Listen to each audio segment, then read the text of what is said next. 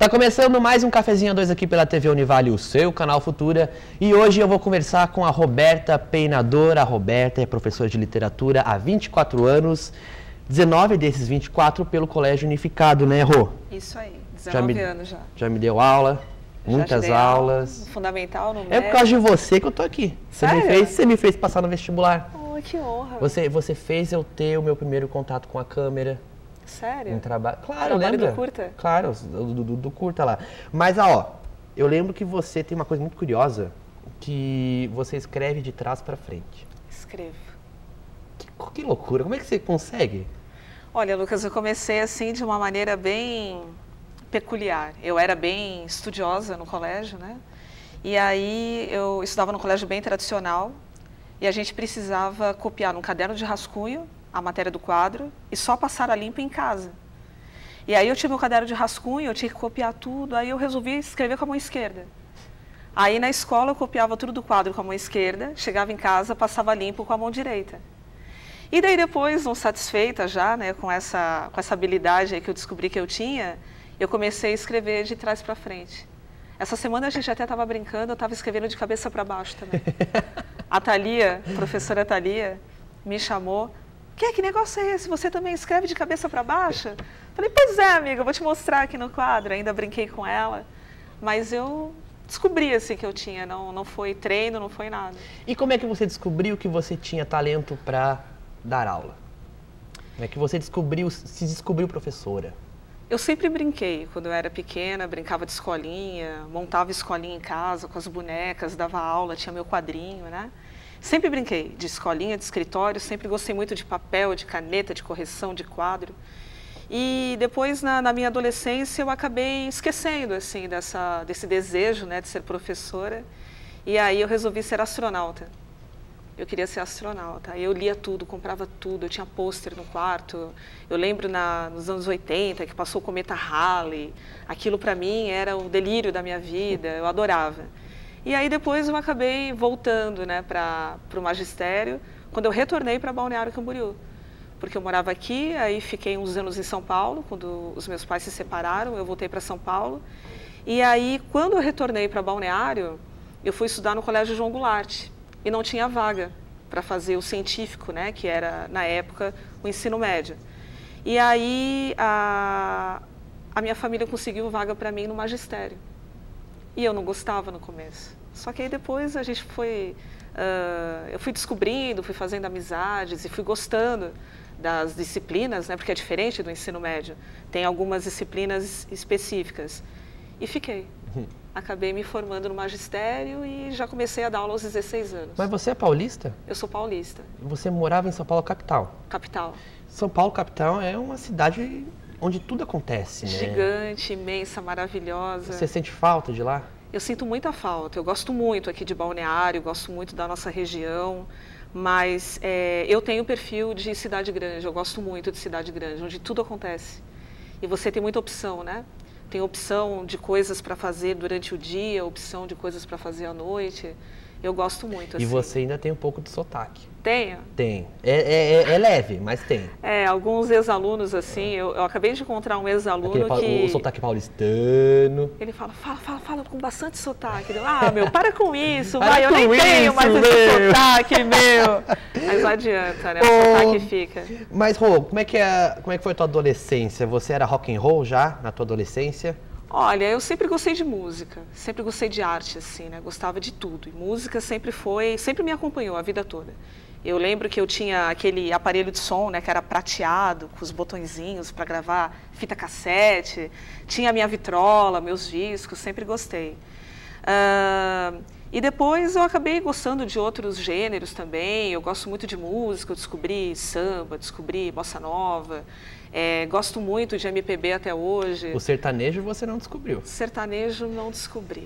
E essa nova onda universitária também, eu gosto muito de ver a técnica, gosto muito de ver a letra.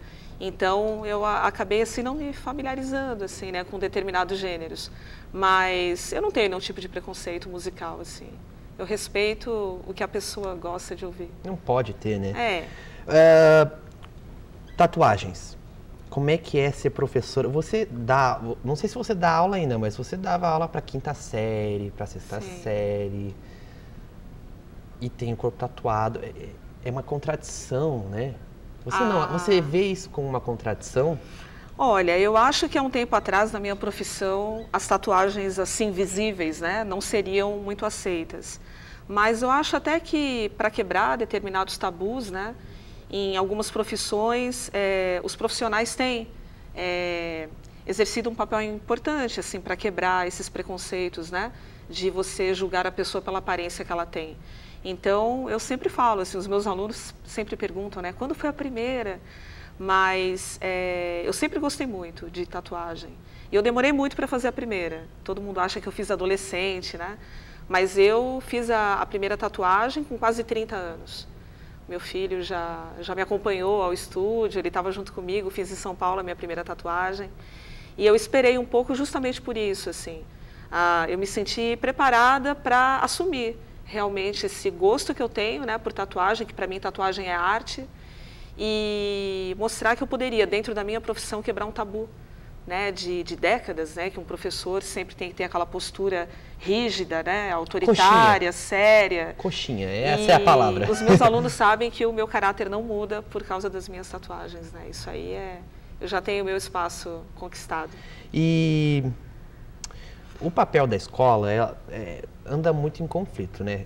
Por exemplo, as pessoas dizem que ter conhecimento é você saber aplicar aquilo que você aprendeu no dia a dia. Aí a escola chega e te dá um monte de macete para você decorar. Como é que você vê isso? Os dribles que você fala para o vestibular ou em qualquer fase? Em qualquer fase. Eu dou aula para o fundamental ainda. Você perguntou se eu ainda dava aula para criança, né? Eu ainda tenho, eu estou com duas turmas de 7º ano, que para mim eu sempre brinco que são a minha fonte da juventude. E eu acho que depende muito do perfil que o professor tem, né, Lucas? Assim, da maneira como ele explica o conteúdo, a proposta que ele leva para a sala de aula, né? O professor que faz com paixão, que acredita naquilo que está fazendo. Então você não precisa necessariamente se apegar apenas a macetes, né? Explicar assim como que você pode driblar de repente uma metodologia que faça mais sentido só por pressa, né? Porque tem pouco tempo, porque tem um vestibular chegando, ou um Enem, ou qualquer exame que seja, uma prova de colégio. Eu não tenho nada contra, assim, até uso alguns macetes, né? Mas eu prefiro que a minha disciplina tenha uma lógica para o aluno, assim, que ele realmente compreenda, né? O começo, o meio, o fim, o porquê de cada acontecimento. Então eu prefiro uma coisinha mais bem explicadinha. E você é professor de literatura. Literatura. Nos filmes, geralmente o professor de literatura é o amigão da galera. Você já viu isso? Já. Que é sempre o professor de área de humanas, já lembrei até o de alguns história, filmes. é o professor de literatura. Sim. Como é que é a tua amizade com os alunos? Olha, Lucas, você sabe que eu sou professora de português também, né? E a minha paixão é a literatura, né? Então eu acho que o meu aluno percebe a vontade que eu tenho assim de dar aula, né? Eu sempre falo para eles como eu estudo, né? Para poder sempre dar uma aula de alto nível, o professor não pode parar de estudar, né? E eu sou apaixonada pelo que eu faço. Então eu acredito que isso acaba facilitando, né? Naquela didática de sala de aula, para o convencimento mesmo, para você ter a turma em seu favor, né? Para o aluno gostar de você, gostar da tua disciplina, né? Às vezes o aluno sempre busca assim a utilidade de tal conteúdo para a minha vida, né? Para que eu vou usar determinado conteúdo? Então, a literatura ela pode ser explicada como cultura, né? A gente poderia até ir além da literatura em sala de aula. Você sabe que eu vou muito além, né? Com cinema, com teatro, com dança, com música, com tudo, né? Então eu acho que fazendo essa junção da literatura, que às vezes é um pouco distante do aluno, com coisas que ele gosta muito, como a música, acabam facilitando bastante o trabalho em sala de aula. Para reconhecer, né? Isso. E o Gui, teu filho, já teve aula com, não sei se está tendo ainda. É meu aluno. É teu aluno. O meu filho como é que é dar aula para o seu filho e como é que é para o teu filho ter aula com você? Sim. Aconteceu a mesma coisa que aconteceu com você. A gente teve aula primeiro no ensino fundamental, né? Eu dei aula de português para ele era pequeno, tinha 11 anos. E eu sempre expliquei para ele teve muita ansiedade, assim, né, para chegar à minha sala de aula. E ele falava, mãe, como é que vai ser, né, a gente na mesma sala? E a gente conversou em casa uma vez, Lucas, uma vez, assim, ó, como que é o contato profissional, né, de mãe e filho dentro de uma sala de aula. E ele nunca me chamou de mãe. Na sala? Né, na sala de aula, sempre professora Roberta, levanta a mão, né? E para mim, ali dentro, ele é meu filho. E os alunos percebem essa nossa relação profissional. E alguns até acham engraçado, né? Como é que pode separar tanto, assim, sala de aula? Acabaram de chegar juntos de casa. Mas tem que ser, né? E no ensino médio, já dei aula para ele no primeiro ano. Estou dando agora aula no segundo. E acompanho a turma dele também, né? Desde pequenos. E o nosso relacionamento em sala é perfeito, é muito bom. Tenho muito orgulho dele. Que bom. Ele é um excelente aluno. Na tua matéria? Não, ele gosta mais de matemática, Lucas. Ele gosta mais de exatas, ele quer ser engenheiro. Putz. Verdade, eu tenho que conviver com isso. Não, mas eu tenho muito orgulho, assim, ele gosta assim, de redação, ele gosta de literatura, mas a praia dele é matemática. É mesmo? Ele ama matemática. Tudo que tem lógica, tudo que é exato, ele adora. O que você fez de errado, Roberta? Ele é um matemático, Lucas, ele é um matemático. Mas ele tem muita cultura. Ele tem muita cultura, assim, a gente sempre foi ao cinema, foi ao teatro. Esse tempo que a gente morou em São Paulo foi muito bom, né? Porque em São Paulo tem uma oferta muito grande, né, cultural. E gosta de ler, tem os livros dele. Gosta do Iron Maiden também. Gosta. Você né? está com a Gosta camiseta de aí. Rock, de metal, né? Então, é um matemático, mas ele tem, assim, um lado cultural bem desenvolvido. Que bom. Muito bem. Ei, intervalo. Intervalo, tá? Daqui a pouco a gente volta com mais Cafezinho a 2. Hoje eu converso com a professora Roberta Peinador. Não sai daí.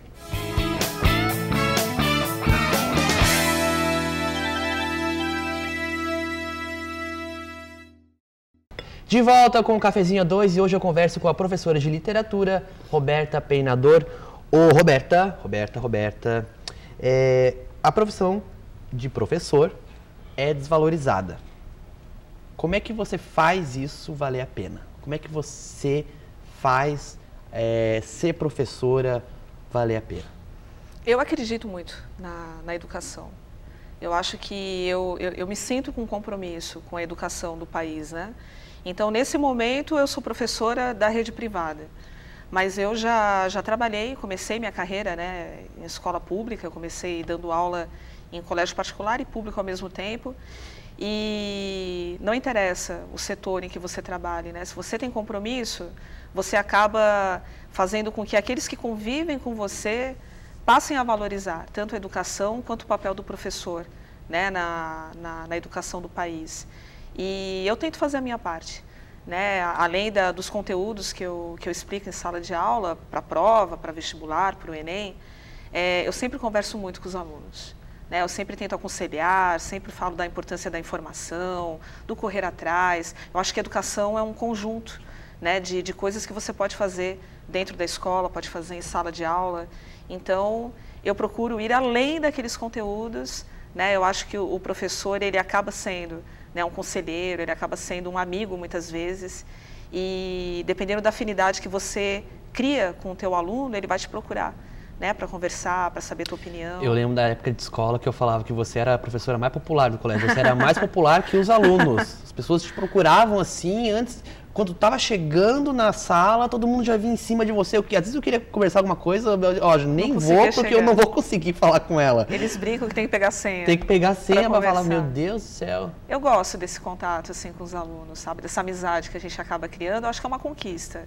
Né? A turma me conquista, eu conquisto a turma. É muito complicado, Lucas, você trabalhar assim num país, né, em que ainda existe um preconceito muito grande com a área de humanas, né, com disciplinas ligadas à arte, como a literatura, das pessoas realmente acharem que aquilo não é útil, né, para o dia a dia, para o futuro, né, e na verdade todas as disciplinas têm a sua importância, né, no ensino fundamental, que é básico, no ensino médio, e depois a gente acaba orientando o aluno para que ele procure um curso para se aprofundar na universidade. Claro, e especialmente nas tuas aulas de literatura, você tem um objetivo, um papel muito importante, que é influenciar os alunos a ler. O que o jovem está lendo agora? Está lendo pouco? Eu acho que a questão de leitura, de número de livros, assim, tem mudado bastante nos últimos anos, né? Para melhor ou para... Eu acho que para melhor. Em quantidade, para melhor, né? Agora, em qualidade, é sempre muito questionável.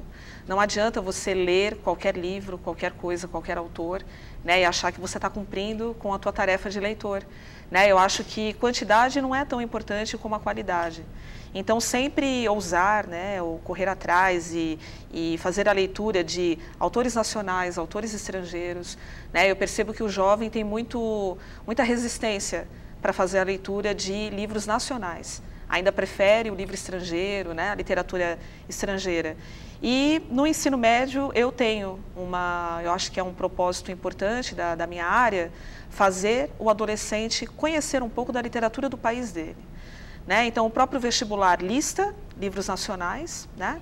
E eu procuro em sala de aula, além dessa lista, pelo menos assim no primeiro e no segundo ano do médio, trabalhar um pouquinho de cada gênero, né? Trabalhar o teatro, trabalhar a poesia, a crônica, o conto, o romance, principalmente os nossos autores brasileiros. E você faz uma coisa incrível, como é que você consegue fazer o adolescente de 14 anos se interessar por Machado de Assis? Isso é uma coisa incrível. E o Machado está aí todo ano no vestibular, né? Está sempre bombando o Machado. Eu acho que faz parte do contexto, né? Que a gente tem que contextualizar a obra, para o aluno ver o sentido daquela história que está escrita. E trazer para a vida dele. Isso, a gente pode. Eu acho assim, ó, a gente não precisa sempre encarar a leitura como um grande aprendizado, né? Eu acho que você aprende de várias maneiras, inclusive se divertindo, né? Se você vê um programa, se você assiste a um filme, vai ao cinema, vai ao teatro, nem tudo tem que ter aquela obrigação pedagógica, né? Estou aprendendo isso e aquilo. Eu me lembro uma vez, quando Harry Potter foi lançado, que eu quis levar uma novidade para a sala de aula, né? Que eu vi que ia ser uma febre, uma série, né, que ia fazer muito sucesso, e eu indiquei a Pedra Filosofal. E um casal, né, pai de um aluno, foi questionar, né, o que o filho dele ia aprender lendo um livro sobre um bruxo, né, achavam que não era um livro politicamente correto, né, até por outras questões, assim.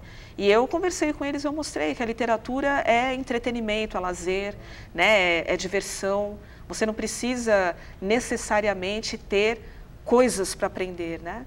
Você pode ver um programa, você pode sair com seus amigos, você pode pegar um livro e ler, né? Só que automaticamente você acaba aprendendo alguma coisa, claro, né? Levando alguma coisa para a tua vida.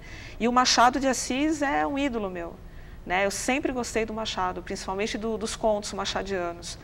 E eu contextualizo, né? Eu coloco como que era o século em que o Machado de Assis escreveu, como que era o Brasil, o mundo, para o aluno entender o porquê daquela escrita, né, daquele tema e daquela visão que o autor tinha. Você também gosta de escrever? Eu gosto. Escreve o quê? Eu gosto muito de poesia. Gosto bastante. Você tem o hábito de escrever poesia em casa? Eu gosto de pegar um papel e escrever. Eu gosto muito de escrever à mão ainda, né? Ou com a mão esquerda, ou com a mão direita, de trás para frente. De trás para frente? É. Eu não tenho muito hábito de escrever assim no computador, né? Eu prefiro ainda pegar um lápis, uma caneta. Mas é um hobby, não tenho a intenção assim de publicar nada. Eu lembro que uma vez você me contou que você escrevia músicas, até escreveu para uma banda. Eu tinha uma vontade muito grande assim de entrar um pouquinho mais na área musical, né? E aí a internet acaba possibilitando, né, que você faça contatos. E tinha uma banda de São Paulo, de punk, né, que entrou em contato comigo, a gente acabou ficando amigo, e eu escrevi algumas letras assim de protesto, né, bem aquele perfil da música punk, que também tem, né, na literatura, eu já tinha lido alguma coisa, e foi só uma experiência, assim, mas foi legal. Eu gosto muito do gênero da poesia, e a música e a poesia são parecidas, né? Roberta, o rock morreu? O rock não vai morrer nunca. O rock é eterno. Mas o rock que está tendo agora? Eu acho que são tendências, né, Lucas? Eu acho que o contexto sempre influencia muito. Agora eu estava até discutindo com um grupo de alunos, né, a postura dos nossos roqueiros, lá dos anos 80, começo dos anos 90, os brasileiros, perante esse contexto nacional agora, né, eles que sempre protestaram, escreveram letras, né, e fizeram composições críticas, né, rebatendo o que estava acontecendo na época, mostrando a indignação, sempre com uma visão bem revolucionária, que é a visão de esquerda, né? E hoje em dia praticamente todos esses músicos são de direita, né? Todos eles têm agora uma outra concepção, uma outra ideologia, agora que são quarentões, cinquentões, né, que atingiram uma maturidade, acabaram mudando de lado e agora alguns chegam a fazer assim, a gente brinca que eles fazem rock de autoajuda. Mudou muito o perfil da letra, né? Mas existem as bandas clássicas, né? As estrangeiras que são fortes. Eu sempre vou muito em shows, né? Você sabe que eu gosto bastante. E eu tive uma experiência agora que foi ir ao Rock in Rio. Fui com a família para o Rock in Rio e é uma experiência única. A gente vê a força que o rock tem. Né? O rock é o único gênero musical ouvido no mundo inteiro. Né? Então ultrapassa as barreiras da língua, de tudo. Né? E ele é ouvido no mundo inteiro. Então, desde o rock original até as ramificações, né? O metal, eu acho que são uma parte da música que é imortal. Tem as bandas, né? A gente vê os músicos com 70 anos ainda fazendo show, né? Até baterista com 60, 70 anos, com gás ainda em show, né? E isso mostra como a carreira, né, no rock é sólida, né? Tirando aí os percalços. Qual banda você queria ter visto e não teve a oportunidade de ver? Eu não tive a oportunidade. Tem um músico que eu gosto muito, que é o David Bowie. Eu não tive a oportunidade de ir ao show dele, é um músico que eu gosto muito, é um dos artistas que marcaram a minha adolescência, né? E eu queria muito ter ido ao show dos ex-Beatles, e eu realizei esse sonho também. Eu fui ao show do Ringo Starr, fui ao show do Paul McCartney, e para mim foi a realização de um sonho. Eu tinha muita vontade de ir ao show deles. Agora, dessas grandes bandas assim, eu acho que eu já realizei meu sonho, assim, consegui ver tudo o que eu queria. Iron Maiden, Black Sabbath, os músicos dos Beatles, Metallica, já consegui ver as minhas bandas preferidas. Sabe que uma vez eu falei pra você, vou falar de novo. Você tem quantos anos? 40. 40. Você não parece ter 40 anos. É mesmo. Mas não uma questão física, é uma questão de espírito. Porque você, além de ser tatuada, você curte rock, você tem um espírito jovem. Eu acho que você nunca vai envelhecer. Eu acho que isso é personalidade mesmo, né, Lucas? Eu acho que é bem como você falou, nem tá ligado assim à aparência, à estética, né, o nosso lado de fora. Eu acho que eu sou assim por dentro, né? Eu gosto muito de estar atualizada, eu gosto muito de as coisas que eu gosto me deixam jovem, assim, né? A literatura que eu leio, os filmes que eu vejo, os seriados que eu assisto, as bandas que eu escuto. Então, eu acho que é um estado de espírito mesmo. E até, de repente, pela minha profissão, né? Claro. O contato que eu tenho com a criançada, com o adolescente, isso faz com que o professor tenha um perfil mais jovem. E o que tu acha do John Green? Porque agora, há semanas, há muito tempo, A Culpa das Estrelas está em primeiro lugar, dos mais vendidos.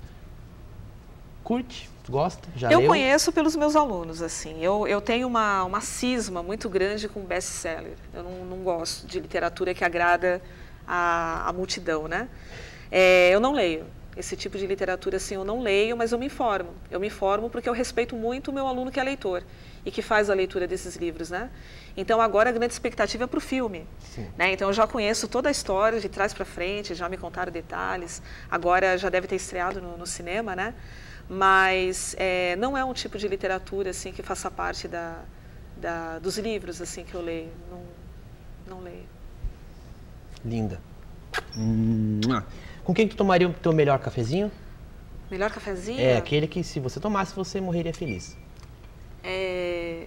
A gente já citou aqui alguns com quem eu tomaria um cafezinho, né, os meus ídolos, mas eu vou aproveitar que eu não falei dele, eu tomaria um cafezinho com John Fante. Quem? Você conhece esse autor? Não conheço. O John Fante é um autor americano de descendência italiana que fez uma literatura maravilhosa que quase caiu no esquecimento e que, graças ao Bukowski, que você deve lembrar, que é mais popular que ele, voltou com força total. Né? Ele faz assim, uma literatura muito simples, uma literatura muito sincera e de uma profundidade. Para mim, assim, o livro que eu mais gosto dele, que é o Pergunte ao Pó, é um livro que tem filme, mas o filme não conseguiu manter o nível assim do livro, né? É um livro que marcou bastante a minha vida, porque a partir dali eu li todos os livros dele, e o Fante é sensacional, assim, ele tem uma capacidade de te prender na leitura e na história, que você começa a ler devagarinho para o livro não acabar, né? Eu acho isso fantástico. E daí assim, quando acaba dá uma pena, né? Dá uma pena. Aí Poxa. Você pega e lê de novo, né? Que nem essa entrevista, acabou e deu uma pena. Passou tão rápido. Mas a gente pode tomar mais cafezinhos, tá? É só me chamar. Se você quiser. Adorei. A Cafezinho 2 está ficando por aqui. Você pode ir lá na nossa página no Facebook, facebook.com/cafezinha2tv. Também tem todos os programas no youtube.com/cafezinha2. Até semana que vem. Rô, obrigado, Tintin. Obrigada, Lucas. Tintin. Bom final de semana. Beijo.